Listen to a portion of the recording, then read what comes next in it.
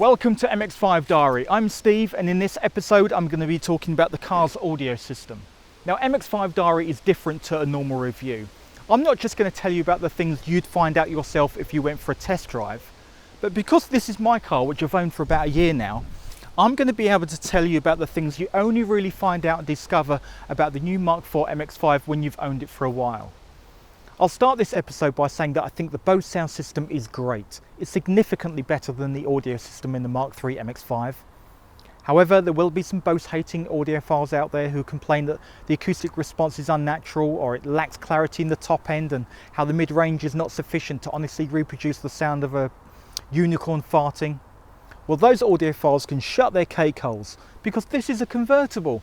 There's loads of road noise and engine noise, and the acoustics of a space like this are always going to suck. But that said, anything you play in here at whatever speed you're driving at sound, in my opinion, pretty good. But before I talk about the sound and Bluetooth and connecting my phone and so on, I first want to talk about this screen here. This screen is a reasonable size, clear in all weathers, and from here I can quickly navigate around the menus. It doesn't fold down, although it looks like it could. There's a couple of audio apps on here, AHA Radio and Stitcher, which honestly I've tried and I just don't get. Sadly, there's no Spotify app, so I have to control Spotify manually on my phone. The one thing that bugs me about this screen is that it's a touch screen, and I just don't understand them in cars. As I see it, there are three problems. Firstly, they're not tactile. There's no feedback. You can't feel the buttons or controls, which means you have to look at the screen when you're using it, making it dangerous when you're on the move. Whereas these controls work really well. You can find them without looking, you can feel when you've clicked on a button and you've not strayed onto some other button. Secondly, fingerprints. Fingerprints everywhere. You touch this once and there'll be a great big fingerprint staring back at you for the rest of the journey. And finally, for this one in particular, is the distance from the driver. If you've ever been in a Tesla, you'll know they have a big screen in the centre, and that's quite close to the driver, so that's okay. But this one is too far away, and I know you shouldn't use these screens when you're on the move, but do you know what? People do. And let me explain why that's a problem. If I do some quick drawing,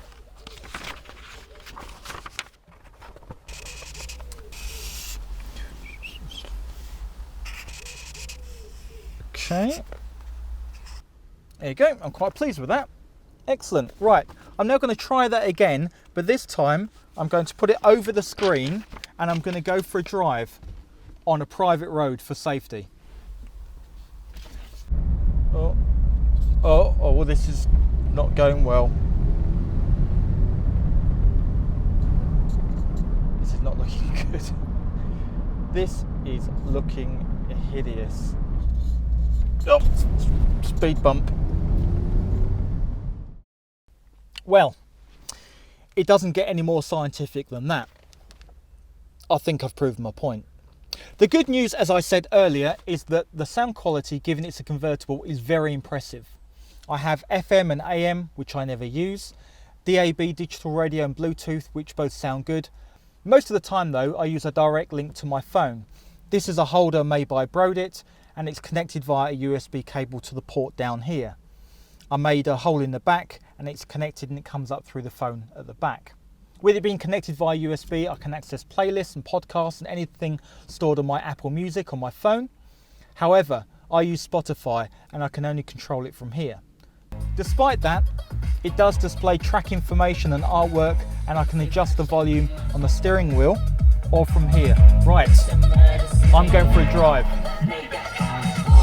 Kill anybody you heard. Step on to nobody can say a word.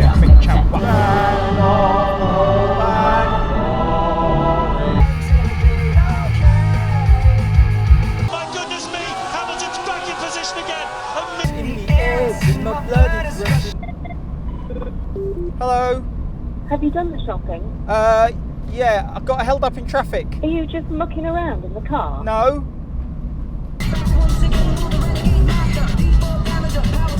Oh, my old man's a dustman, he wears a dustman's hat. So the sound is really good, and with the microphone I'm using to record this video, it's hard for me to reproduce how it really sounds. All I can say is that at speed, with the roof down, I can hear things clearly and enjoy the music without having to turn the audio much above halfway. So earlier you would have heard me take a phone call from my lovely wife, and all calls I hear through the speakers in the headrest. For me, they always sound really clear. And to give you a feeling for how it sounds for the person at the other end of the call, I'm now going to record my voice using the car's microphone. Here's how it sounds.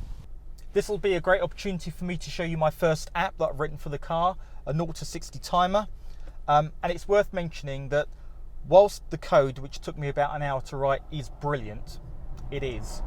Because of the way the system gets updates on the car's speed, it means the timings aren't necessarily accurate or reliable or useful. But that said, it is fun.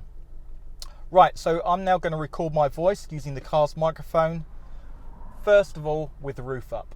So first speed test with the roof up, here we go. Good wheel spin, it's very wet at the moment. Crushing the engine quite hard. Another speed test, this time with the roof off but the windows up.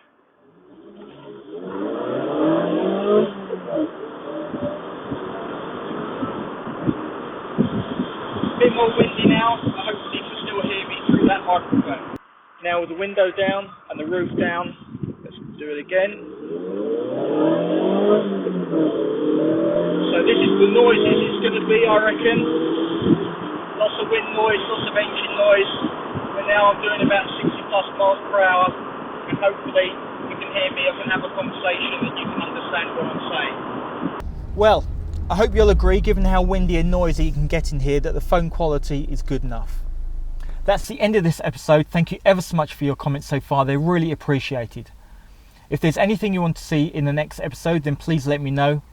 But until then, Oh, I'm in deep shit.